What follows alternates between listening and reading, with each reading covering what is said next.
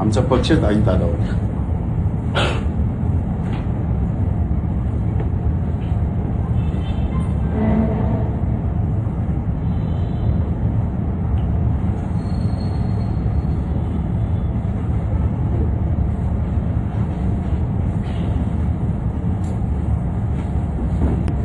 दादांचा उत्तराधिकारी हा दादांच्या कुटुंबातलाच असेल, यावरती चर्चा होऊ शकत नाही.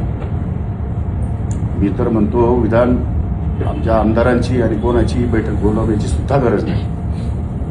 आम्ही सर्वजण एकमुखाने सुमित्रा पवार यांच्या पाठीमागे गंभीरपणे उभे आहोत. यामध्ये बदल होणार नाही. त्यांच्याशी आम्ही बोलू शकत नाही, परिस्थिती बोलण्याची नाही.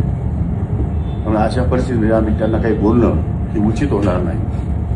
परंतु जेव्हा केव्हा बैठक होईल तेव्हा बैठकीमध्ये एकमुखाने एकच मागणी होणार आहे, म्हणजे अजितदादा पवारांच्या कुटुंबातली व्यक्ती म्हणजे सुनेत्रा वहिनी यांनीच आमचं नेतृत्व करावं, यांनी गटनेत्यापदाची जबाबदारी सांभाळावी, यांनी राष्ट्रीय अध्यक्षपद सांभाळावं आणि अजितदादाच्या हातामध्ये ज्या सत्ता होत्या त्या सर्व सत्ता सुनेत्रा वहिनीकडे सुपूर्द कराव्या, अशा प्रकारची विनंती आम्ही माननीय मुख्यमंत्री महोदयांना करणार आहोत.